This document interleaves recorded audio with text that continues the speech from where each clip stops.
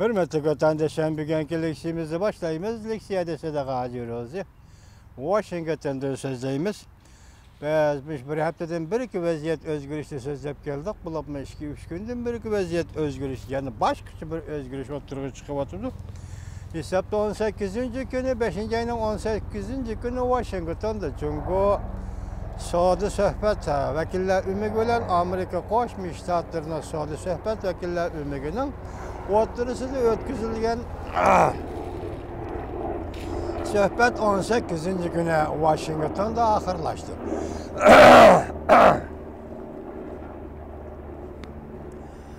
On 8. günü Washington'da ahırlaştı bu söhbət. Ahırlaşkan deyin ki vaziyette bunlar oturuskel talaş tartışlarının hemisi oturuğa çıkıştın az yiyip hazır. İki taraf ortak tanış geldi, iki taraf mürassaga geldi. Bir-biriga baş qo'yishmaydigan bo'ldi. Savdo tijoratda o'rtaq turish keldi degandek gaplar o'tirg'i chiqdi. Uning keyinda endi hozir shu oraliqda bizda ham sizda ham biroz mayuslik kayfiyat yuz berdi deyli vaziyat jiddiy kelayotgandan emas bundaq tuyuqsiz yumshab ketdi deydigan chunki inson biz. Biz insonning vujudi go'sht va suyak bilan bitgan, eng asosiy insonning vujudi rol o'ynaydigan narsa hissiyot.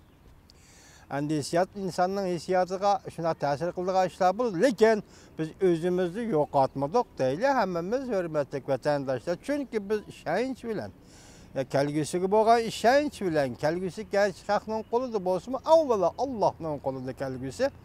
Shu kelgusiga bo'lgan ishonch bilan anda dunyodagi ziddiyetlik, objektiv dünyanın taraqqiyot yo'nalishini kuzatish va uning bo'lgan ishonch bilan yashab kelgachga umid bog'lab keldik. Endi bugun vaziyat ham tuyuqsiz o'zgardi deyli.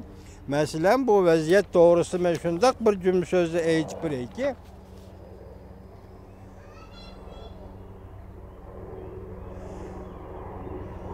Bugun sapla aeroplan uçadigan kun ekan, hurmatli vatandoshlar. Shunday qolsa men chaqiriyoq. 2018 yılı 5. ayının 23. günü YouTube'da Reis Xi Jinping'nin takat kılış tagligini uzul kesil büsüp taşladı. Yaki Reis Xi Jinping'nin takat kılış tagligi uzul kesil büsüp taşlandı. Amerika Devlet İşler Katibi ifade bildirip, Tayvan'ın prezidenti Tsai Ing-wenni Amerika'nı Aksaray'ını ziyaret kılışqa taklif qilamiz dedi. Torbitiga Xitoy chiqqan mavzuni shuna tercüme qildim. Onu içip anlap baktım. Anlaş avazı sel tutuqroq bo'lganligi uchun tuzukroq anlayamadım. Şunu men bugun sizlarga faqat men mushu mavzu YouTube qo'yilgan mushu mavzu diqqat vatandoshim. 2018 yil 5. ayning 23.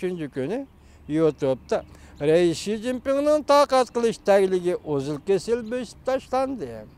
Amerika Devlet Katibi ifade bildirip, Tayvan'ın prezidenti Tsai Ing-wenni Amerika'nın Aksaray'ını ziyaret kılış taklif qilamiz dedi. Bu programını işleyen Jungo'nun Çü degan programma YouTube'ga qo'yildi. Mana shunda ishlendi. Buni keyin tahlil qilaylik deyli. Eningdan keyin hozir bo'lib atgan ish zodi prezident Trump bilan Chaushunning boshlig'i Kim Jong-un o'tirish suhbat rost degandek 6. ayning 12. kuni Singapurda o'tkazilamdi. Biroq mushu to'g'ridagi mazmunlarni bugungi leksiyada anglaysizlar. Anglagan vaqt shuning diqqat qilinglarki, mazmunlarda takror bo'lishi mumkin. Chunki bu hozirgi jiddiy vaziyatning bir xil ham material yoki jiddiy vaziyatning bir faoliyat, harakat xarakterlik bir tus olgan bir vaziyatda bularda takror, mazmun takrorli bo'lib qoladi, lekin vaqtda takror yo'q. Chizsa vaqt takror yo'q. Shunga meni bu to'g'rida kechirishinglarni umid qilaman. Leksiyani hozir boshlayman. Birinchi leksiya manda. Birinchi leksiya manda. Chaoshan, bundaq emas, to'xtab turing. Birinchi leksiya manda. Amerika Jungo'nun bozorını açıp etishini talep kıldı. Açıp etishini Jungo'yu iqtisadi kötürelemdi. Mavzulu xabar 5. ayının 21. gün Vanvitor betida e'lon qilindi. Xabar mundaq boshlandi. Amerika Bloomberg agentligi Tsinghua Universiteti Xi Jinping Tsinghua Üniversitesi Shenzhen Fenghui Soda İnstitutu Profesörü, İspanya Padişahlık Tədqiqat Ordu'nun Yer Şari İktisadi ve Geopolitiki Merkezi Tədqiqatçısı Christopher Baldwin'nin makalesini ilan kıldı. Makalede mındaq deyildi. Amerika Cungo'nun bazılarını şunç köp eçip etişini talep kıldımış qatimki söhbette. Şunç köp eçip etişini talep kıldı. Eğer Cungo chet el tuvarlarını import kılış belgilemelerini çıkırdıgan bolsa, Cungo iqtisadının aciz taraflarına sel qaralgan boladı. Nəhayət az bir qism kişiler Cungo iqtisadının muqimsizligini faqat tilga elishmaydi. Alaqadar taraflarning statistikasi oshkorladi ki, 2017 yılı amaliy milliy daromad 2010 yilidan hisoblaganda tunji qatim 6,9% o'sgan bo'ldi.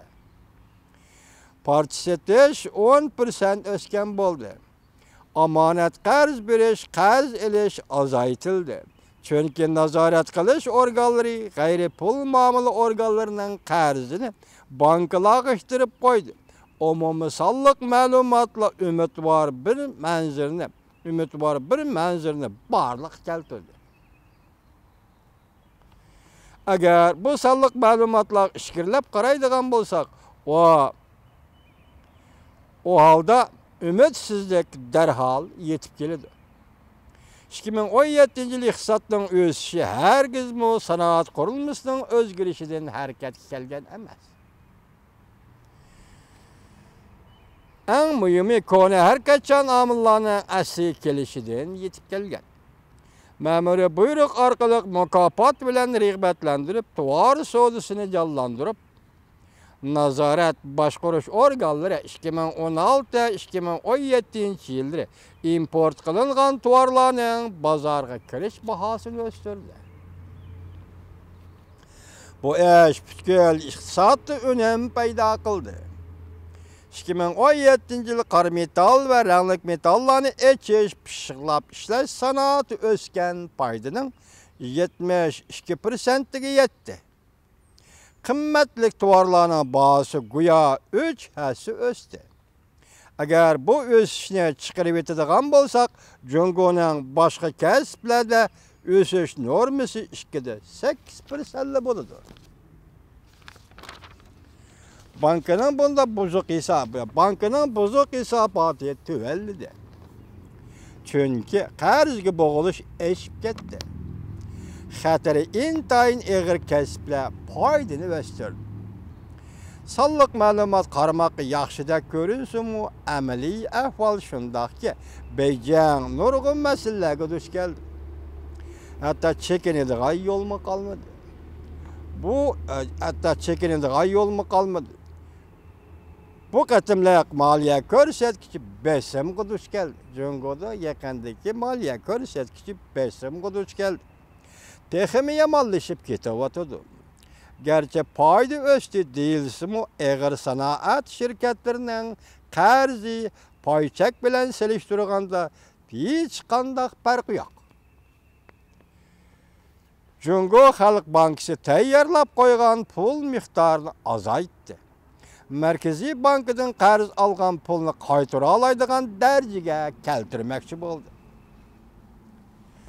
Növbətdə yeni qarz beriş ve yeni amanet qo'yishning selishtirma normasi 100% saqlab kelyapsimi? Tashqi privot davomli ozishga boshladi. Bankalar buzuq hisobotdan qaytarma besimiga duch keldi. Bundaq iqtisod ojizlik Beijingga intayin aniq edi. Diqqat vatandim, iqtisodki shunda ojizlik Beijingga intayin aniq edi. Əməldarlar və məsləhətçilər maliyyə besimiga cho'nqur diqqat qilishga boshladi. Savdo və məbləğ cəhətdə chet el raqobatchilarga iqtisodni, bozorni echib etish, allaqachon ishchilarni qisqartishga tayyorlanib qo'ygan shirkatlarga texmi qattiq besim paydo qilgan bo'ldi. Shubhisizki, Jungoning eng sazg'or echib etish sohasi albatta pul muomala sohasidir. Diqqat. Şuninglarki şüphesizki Cungo'nun tahlil en sezgür ekibeti sahası elbette pul muamele sahasıdır. Cungo'nun tahlilçileri pul muamele sistemisi yaxşı bolmagan qarz berişlerinin ameli seviyesinin gumallansın mı? Cungo hükümeti chet elliklerinin, bankalarının bozuk hesabatını setip elip küçük külemlik bankalarını başkuruşunu ümit kılıdır. Dikkat bu cümlelerge vatandaşım şüphesiz ki Cungo'nun tahlilçileri fikir ağın şundak ki pul muamele sistemisi de yaxşı bolmagan qarz berişlerinin ameli seviyesinin gumallansın mı? Cungo hükümeti növbette chet elliklerinin bankalarının bozuk hesabatını setip elip küçük külemlik bankalarını baş kuruşunu ümit kılıdır. Moşu cümlenin vəzliği dikkat kılan vatandaşım hazır Cungo hükümeti bankalarını koşup setibeti koşup degende bankalarının paydasıga ziyenini koşup ziyeniga paydası koşup setibeti işte. Ümit kılıp atıdı o deydi. Demek Cungo iktisadi moşalığı geldi diyeyim. Növbette chet el bankaları Cungo'ga tehe kirmedi. Cungo'na közü töp turavatıdı. Növbette Cungo bankaları tehe Cungo'ga kirmedi. Cungo'nu közü töp turavatıdı. Ula Cungo bankalarının xaterini bildi. Ula Cungo bankalarının xaterini bildi. Bilgili bolmaydigan sanlıq məlumat bilen qarzga boğulganlığını bildi. Agar bankalar Cungo'da qarzga boğuldu qanchalik san? Bunu hiç kim bilmeydi. Belki bank özü bilir. Cungo ve Prezident Trump hükümetini soğudunu